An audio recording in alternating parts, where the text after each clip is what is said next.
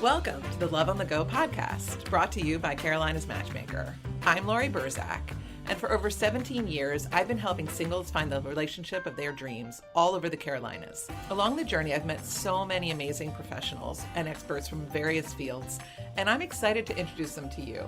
What's my goal? I want to help you look at love and relationships in a new way and to grow in your understanding of how love works. Let's learn together how people have overcome personal obstacles and have found love, first and foremost with themselves. The ultimate goal is realizing that you are worthy and deserving of love. Let's get started. Well, today we have May Bugenhagen, who is a dear friend and matchmaker colleague of mine on Love on the Go. And she actually has a very, very similar business model to me. And that's why I thought it would be really intriguing to have the two of us just chatting. And she owns Two Asian Matchmakers, and she's been working in the industry since 2009. Welcome, May. Thank you. Glad to be here, Laurie. Yeah. Well, what's different about your business model is you work with successful and accomplished men in the US finding an Asian partner in the US and Asia. So Yeah. we've collaborated a little bit through the years. Yes.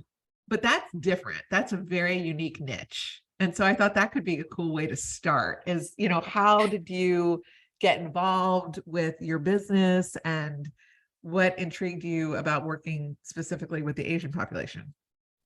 Well, just because I'm Asian and my business partner at the time when we started this, she's also Asian. So for whatever reason, just men started coming to us and say, hey, I want to date an Asian woman. And we're like, okay. And then more people came, more and more men wanted to date Asian women. So we thought, well, this is a fun niche. So that's how it started. And it's been great. The men are the paying clients.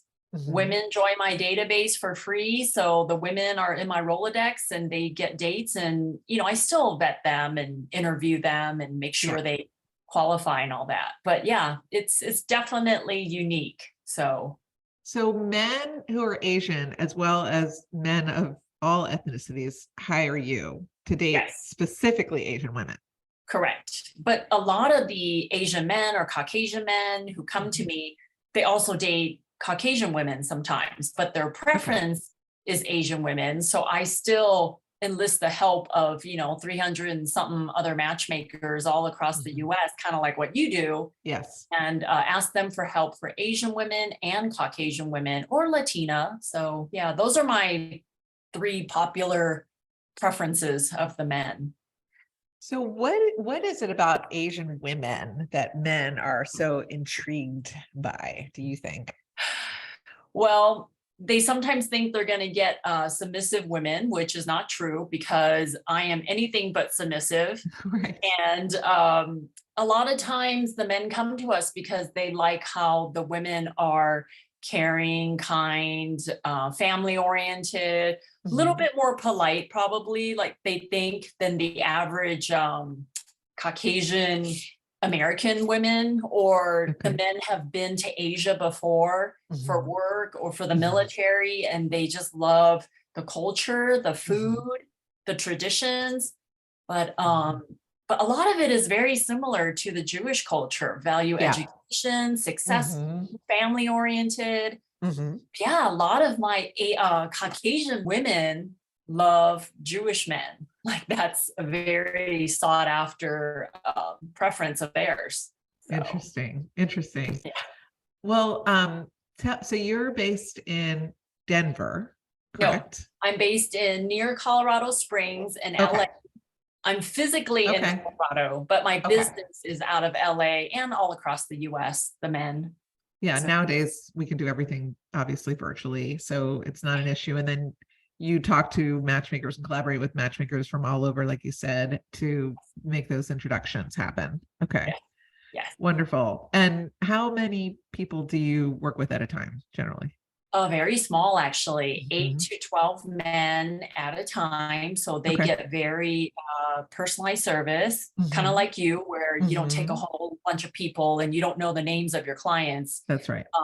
I have them on my cell phone. They contact me directly. Yep. But women, I have a huge database of women Mhm. So yeah, the men only 8 to 12 guys at a time. That's all Yeah. I want to take on at a time and handle and do a Yeah. good job with.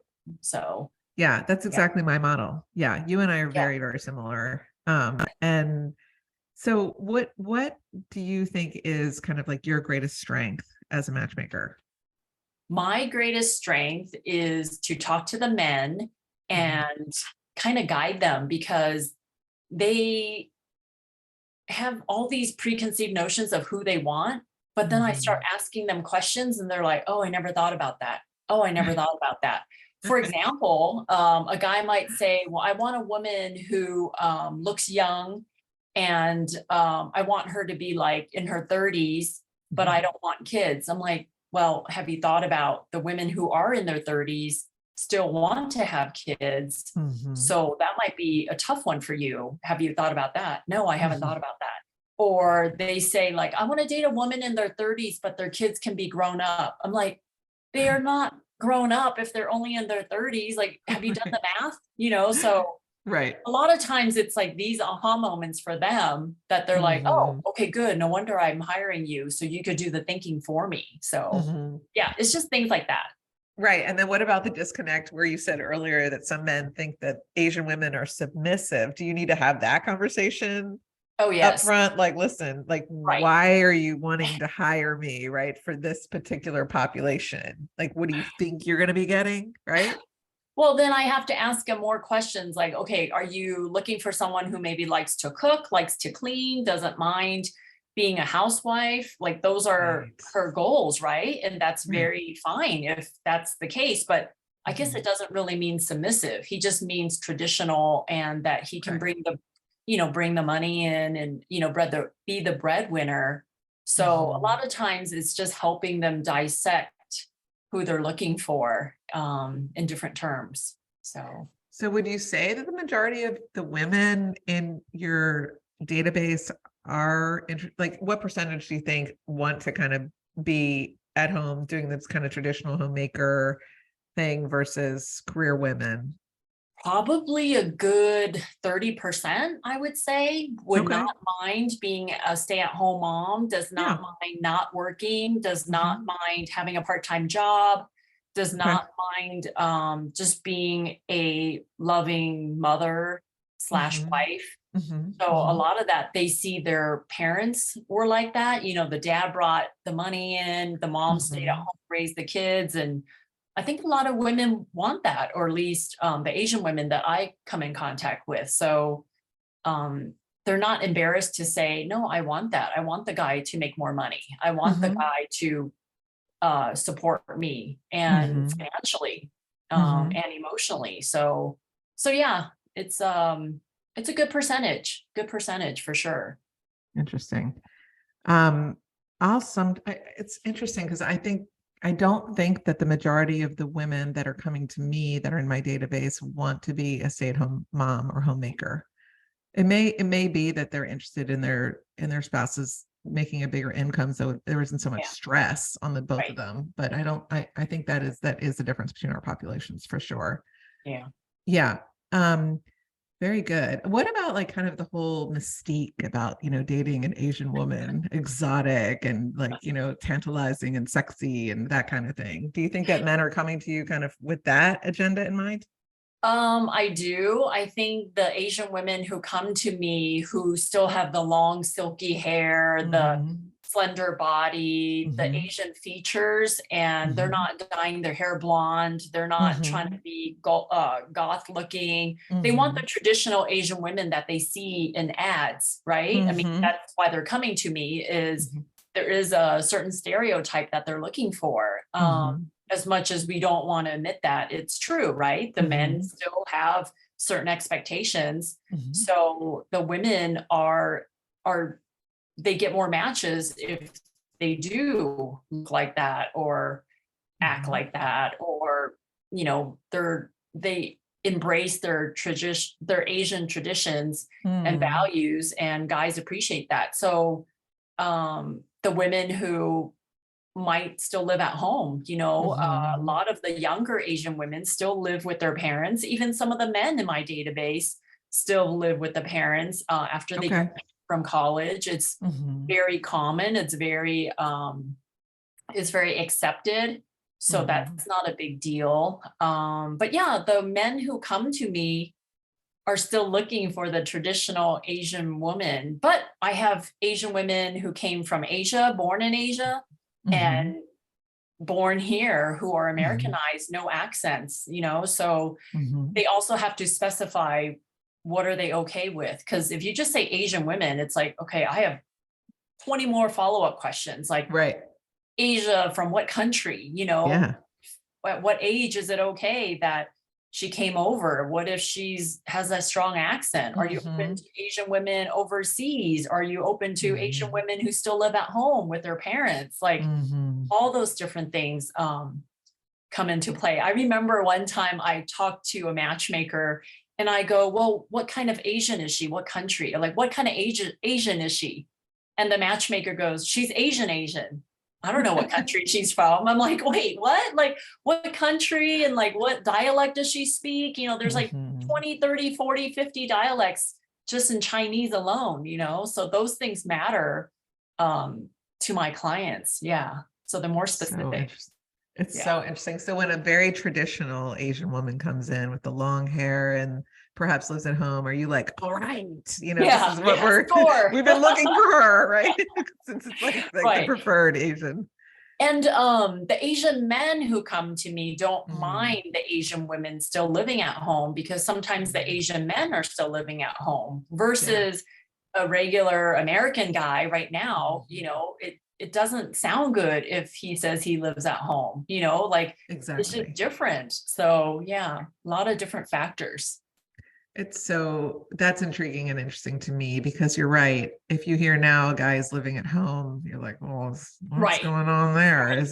Why can't he like get out of the nest? And is there something wrong with him? Does he not have a job? And I mean, and then in Europe and obviously Asia, people live in the family home until they get married, period. Right. And then also it kind of, to me, also sort of symbolizes, you know, a little bit of innocence, whether that's true or not. You know, it's kind of like, you know, you're still like in the nest. Maybe it's, you know, perhaps maybe the guy isn't as much of a player because he can't bring women home to the homestead. It's like, yeah, meet my parents. But it kind of reminds me a little bit like high school, you know, when a guy used to come pick you up at the door, you had to meet the parents. And there's something wonderful, I think, about a family meeting your beau from the very beginning. It's like, how do you stand up to the parents? You know, you shake the father's hand, you know, I'm sure there's so much of that going on, and it makes it more serious too. You know, if you're really going on a date, you go and pick somebody up, right? So that is it. So, but for your purposes, they're probably not going to the home for the first date, or are they? When you make an introduction, or are they meeting at the restaurant? They're meeting at the restaurant. Okay. Yeah. We make them meet in the middle. And Okay. They don't have to go knock on the door. No. Hello, sir. It's nice to meet you. I'm here to pick up your daughter. Do you set up the place and location and time for them like we do? Yeah. Like we concierge the date and pick out concierge the date. Oh, but wait, listen to this one, May. So a couple of years ago, I stopped allowing people to know even the first name of the person that they're meeting. And I'll tell you why. Googling them? Because they're Googling them. Oh, except that they can also Google them with even a first initial. People drive me crazy. They're insane. They're like, I'm gonna figure this person out. So it happened. So we give as little information as possible. I just usually talk about their, you know, how they think about the world, and, you know, their, like, you know, their core values and what industry they're in. But I have stopped telling them first name, where they went to college or grad school, you know, where they work. Well, I never really told people where they work, but people would figure it out by played basketball at Villanova. His name is John, and, you know, he's your age. People will be like, I know who it is. And then sometimes they'd come back to me and be like, yeah, I'm just not attracted to that person. I figured out they were on Instagram. And I'm like, you've got to be kidding me. I've done all this work. We have set up the date and everything. Now you're telling me I want you to meet them. Right. So I took it away, and I was like, listen, you hired me for a reason, right? You need to trust me. And this introduction is happening, and that's it. And so I say, please don't try to Google. And, Yeah. sometimes they do, I guess, probably, and they don't tell me, but it's okay. It's all right. So we did take that away from them. Has that ever happened to you? Not very often, actually. I do give them their first name. If it's a unique first name, I try Mhm. to misspell their first name Oh, so they that's can funny. find them. Okay. But yeah, the schools, a lot of times people are so proud of where they went to school Yeah. and they want to tell their potential match all these great things about them. So they Yeah. want to tell them, I work Yeah. for Google, I went to Yeah. school here. And Yeah. so a lot of times they get, they like to kind of brag on their own. Right. So yeah, it hasn't happened a lot to me. So I'm not at, Yeah. what you're doing yet. So Yeah. Well, it started happening a lot, like during a short period of time. And then I'm like, I'm done. That's yeah. it. No more. The privilege has been taken away from you. You're being punished and everybody in the future, but it's not really. And people sometimes I feel like with these introductions, I don't know if you feel this way, May, it's almost like less is more. It's like they want to do the discovery on the date. Like they're intrigued about like sort of peeling back the onion. So I just give sort of just a brief overview and I tell them they're wonderful and I can't wait for them to meet them. And then they go on the date and we, like you said, concierge the whole thing. And we actually use my date coordinator's name as the name that they need to ask for at the hostess stand. They meet at the table. Sometimes they'll go on an activity date and we find out what they're going to wear in advance. Yeah. We've done that a bunch too. And then after the date, they have to fill out a date survey and then we set up a phone call. Is that what you do also? I do both. Yes. Yeah. Sometimes they just call me directly. Sometimes they text me right after the date. Yep. Sometimes I text them if they don't answer their phones. I email them. Yeah. So yeah, Perfect. all that. Yep. I'm not as strict with the phone numbers though. Like when I set up the date a week in advance or so, I just exchange phone numbers and I tell them, hey, call each other the day before to confirm or to say hi, but keep the conversations 15 minutes. Oh, yeah. That's interesting. And do you find that sometimes they just say, nah, I'm not really interested? Not often. Not Not often. often. Okay. My problem is more that the women expects the men to contact them to confirm. So the day of the date, they don't hear from the guys in the morning. So then the women's like, well, if he doesn't contact me soon, then I'm making other plans. And I'm like, wait, I set this up like 2 weeks in advance or a week in advance. Do not cancel because you just want to find reasons to say no. Like, I just feel like sometimes women just find reasons to cancel. I'm like, this is why you're single, because you're not giving people a chance. Like, so that frustrates me. But yeah, exactly. But that's where I'm the middleman. Yeah. Yep. And with all the work that it takes that we put into these introductions, I just want to strip away any opportunity that anyone could have to not actually meet in person. Right. So that's why in my 16 years of doing this, I feel like I've got it down to like a fine tooth comb kind of process. So it works for me. So I'll tell you, I'm really excited. I had like tens across the board for a date survey that came back. They went out last night. And first thing in the morning, I got from both of them literally tens. And then we talked to them on the phone, each of them, and they were both so excited. Like the one woman said that she just called her sister and said it is the best date that she's ever been on. Awesome. And he said he mirrored everything that she said. So this is so great. I was beyond thrilled. And we've introduced him to like five different women so far. Okay. Yeah. So I think she was his fifth date. And he gave each one of them a shot. Like really, he went on multiple dates with multiple women, but it just always came back to the same thing. He was like, Laurie, I'm just not feeling that gut feeling like she's the one. And I'm like, then let's stop now. We don't have to do people pleasing with dating.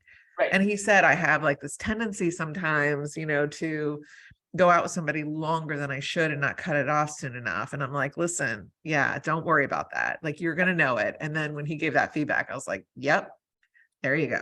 There How it old is. was he? What's his story? What's his He's background? like 34 and she's 32, which I appreciated because sometimes I'm sure it's with you too. It's like we'll hear a guy say, yeah, I want to date somebody like much younger, like 8 years younger, Right. 10 years younger.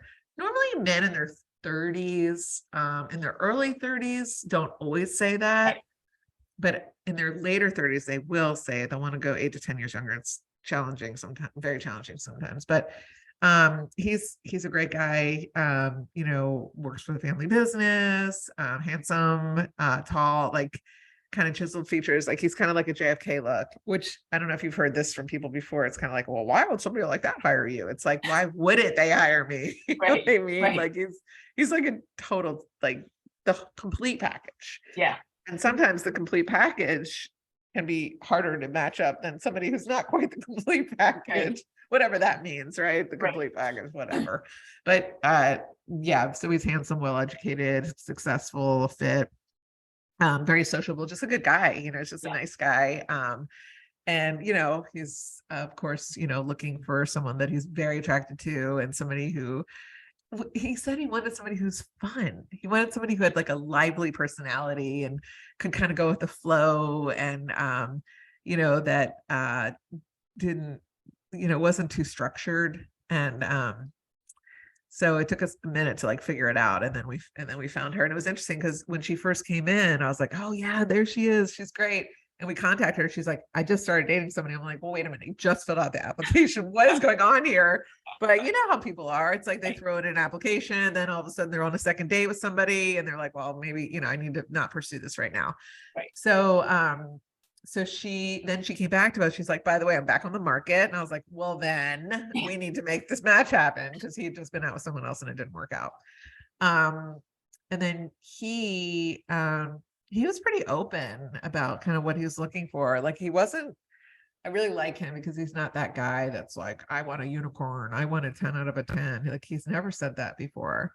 Right. He would even be open to relocate. Oh, and it was a Charlotte, Winston-Salem, Charlotte. So it's like an hour and 15 minutes away, which goes to saying like, don't just be open to dating in your backyard. Like sometimes travel the distance. She's open to relocation. So is he.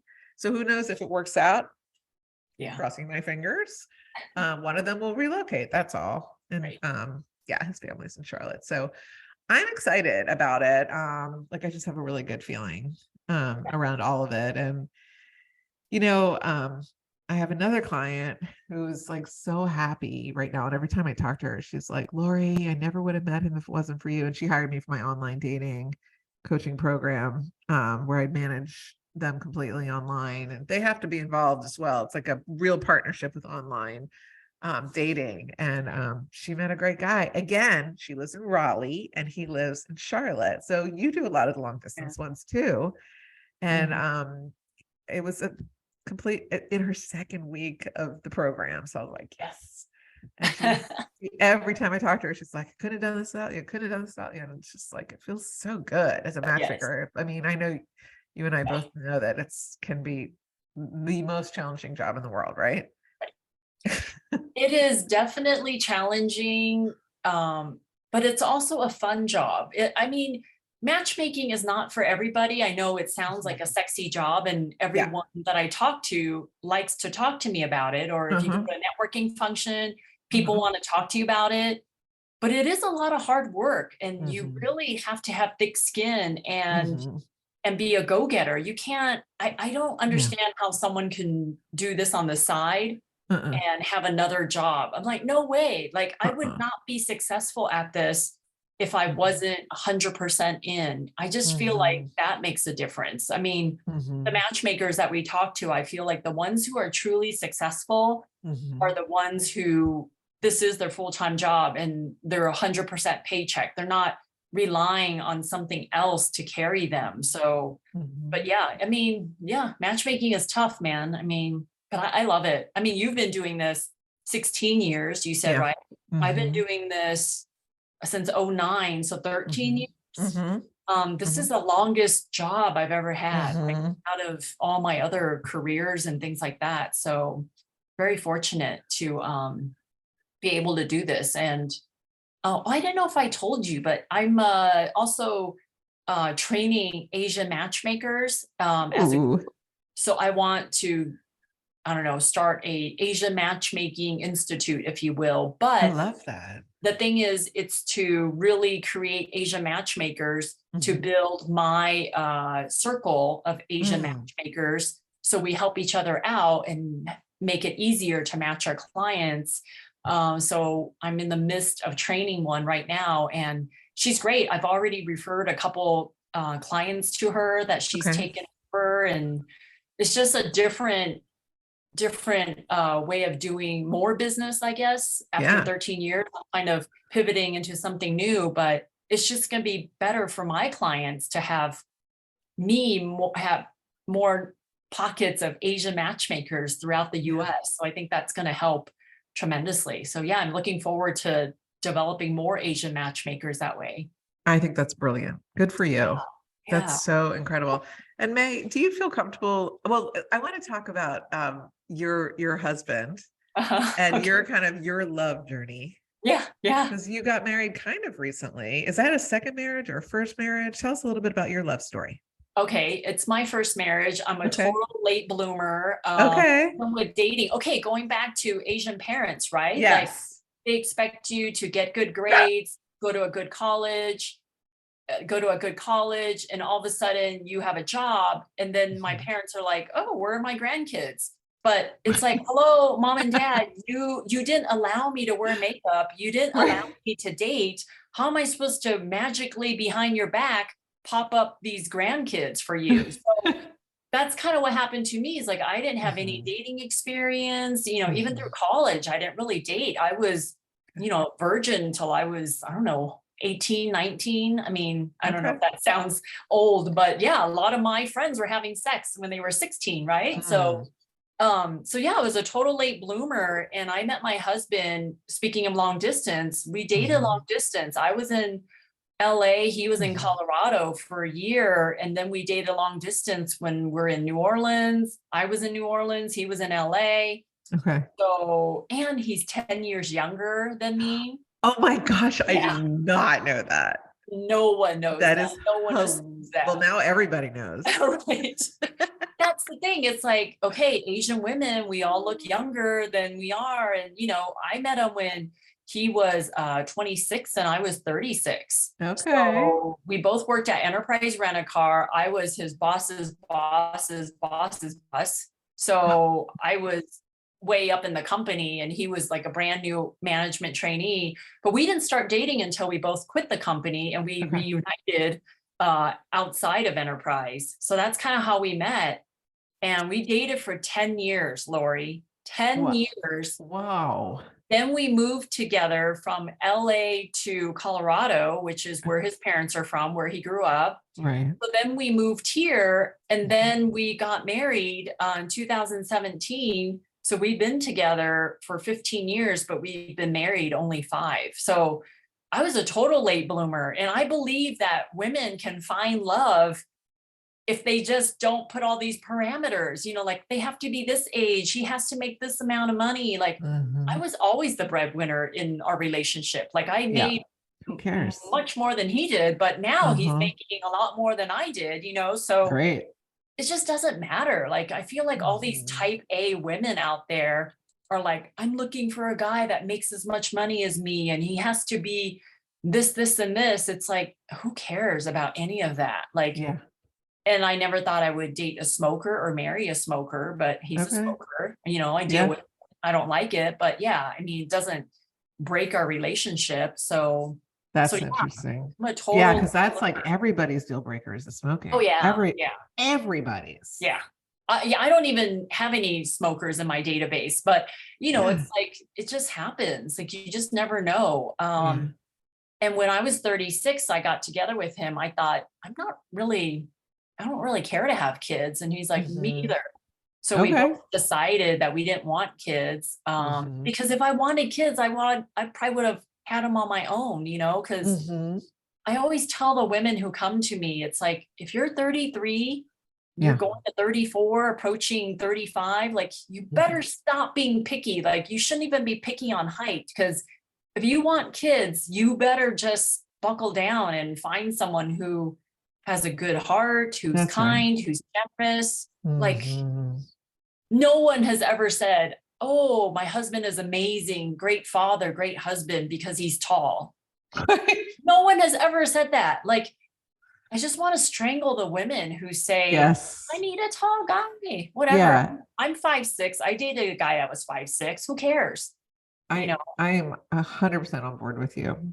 yeah. Meanwhile, we both have tall husbands, which is it's kind of But hilarious. yeah, but I didn't yeah, care it when I doesn't was matter dating. to me. No, Yeah. when I was I dating hate different these short guys. people, I dated a guy my height. I thought it Yeah, was cool. right. Yeah, like why not? Who cares? I know people are women because I say in my in the profile, people have to fill out, what is, your physical type. And like 9 out of 10 times women are like, I like them tall. And it's just like, really, who cares? Yeah.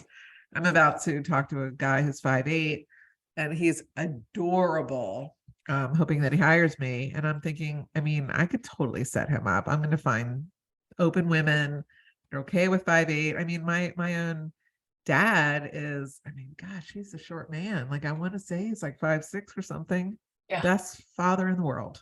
Yeah. Best. So I totally agree with you. That's funny. So you got married later. Now, did you do a lot of dating in between? Like, was he kind of your first real boyfriend, or did you have a couple boyfriends No, I before? had actually a few boyfriends. I mean, Okay. I dated an Indian guy for 3.5 years, and I Okay. don't even find Indian men attractive. Like that's just me. I know a Mhm. lot of women do find Indian men attractive, but I Mhm. don't. But because I knew him and Mhm. I liked his personality and he was funny, Mhm. I just fell in love that way, and dated a Caucasian guy. Mhm. Dated another Asian guy, so I was pretty open. But yeah, the men weren't particularly tall. They were Yeah. just good Yeah. people, Yeah. like educated, fun, Right. you And then know. you married a Caucasian man. Yes, And yes. how did your parents react to that? Were they okay with it, or were they kind of disappointed that you didn't marry an Asian man, or were they just happy that you settled down finally, kind of feeling?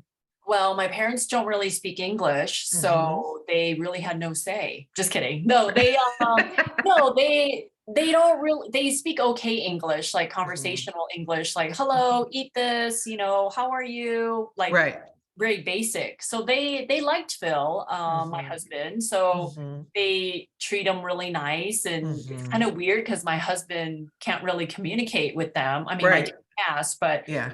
my mom, he can't really communicate with my mom. But when you're in the same room with somebody, you can still express that kind of love and affection. Like you your arm around her and like he, Mm, just is friendly to her and smiles and that's really all that matters. But totally. yeah. They feel the love no matter what. Yeah. Exactly. Okay. Yeah. That's But great. I love your story. one thing I Yeah. wanted to ask you, Yeah. you know how you said about the men and women, you don't put Mhm. their names on their profiles and things like that. Mhm. And I know some matchmakers don't put the age of the women on the profile if the men, just look at our photo and say yes Mhm. or no. Do you always put the height of the men on your profiles or you don't I do. include that? Yeah, I Okay. include height and age. Okay. Right. Yeah, for Me sure. too. Me too. Uh-huh. But I And was thinking, sometimes I don't even send the profile. Sometimes I just okay, talk about it yeah, because sometimes people pick apart the profile too, or they get right, so excited about meeting somebody that they like hype it up too much, and then that's a disaster. right. They like fall in love. It's like you haven't met them yet. Calm down. Yes. Yeah. That's always Yeah. something. Yeah. We have a Yeah. tough job, man. Yeah, we Well, do. it's not, I know, and I talked about this on another one of my podcasts, but this job is not just about the matchmaking, it's about everything else too, Yeah. from coaching to all the business side of it, social media, and all that content that needs to happen, sales. Yeah. You need to be a good writer, you need to be a generalist with everything, you need to be creative, manage the website, manage all the behind the scenes stuff. And then if you've got staff, managing them, delegation, like everything. There's so much to being a matchmaker. It's not just about setting people up. Right. Otherwise everybody would give it a shot. But and getting on TV and podcasts and everything that we do to keep spreading the word, and also just continually trying to like think out of the box. Right. So and that's honestly, I mean, skill set that you could really do with most jobs, but then you also need to be intuitive and Right. thoughtful and a good communicator and know how to listen. What are your strengths? You asked me what my strengths are. What are your strengths? Everything I just said. Although, I mean, it's true. Right. Although, my social media, I need to amp that up more. Like I want to get like super creative. So I'm working on it, I'm working on it. But like there's a part of me that doesn't really want to share like my whole life with the world. Like I need to keep some of it to myself. Like I don't want to talk about my kids on social media. I'll like somebody graduates from college or grad school, you're going to see that photo, but I want to keep a private life. But I also want to share like who I am. So it's kind of like a fine line. So that's one area I need to improve upon. But I mean, everything else I think I'm really good at, I mean, there's a reason I'm doing this and there's a reason I'm successful. And then, when it doesn't work out for one reason or another with a client, I'll, either part ways as friends, shake on it and let's exchange some money back and just walk away, and or try to work through the conflict and figure out really what is it about the client, like why aren't they happy. So there's kind of some of that peeling back layers, and most of the time honestly it's just that they're sitting in pain, and fear of being alone. And so I do have to use my master's in social work to try to get behind, like peel back the layers to figure out like where really is that pain, because it's not my fault. A lot of times it's like I'm sending them out with exactly who they're looking for, but maybe I'm not getting good feedback, from the women. So it's like, and then it's awkward because you have to give some feedback, maybe not all of it, because you don't want it to be more painful. The hardest people for me to work with, tell me if this is the same with you, are the people that have very grandiose ideas of who they want, but they're not bringing the same thing to the table. Like the guy that's looking for the woman who's 12 to 15 years younger, that is fit and fun and fabulous.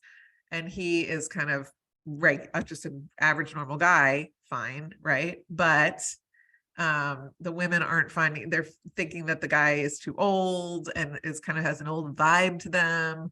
Maybe they don't dress nice enough, even though I'll like send them off to the, meet with the stylist, and they're just not bringing it to the table. And then, but the guy, and, I've worked with these men before where the men, it's like, they can't really take the coaching. They'll like blame it on either on me, I'll get that sometimes, or the woman, but they'll never look at themselves in the mirror. Right. And that can be a challenging person to coach. Yeah. Have you found that?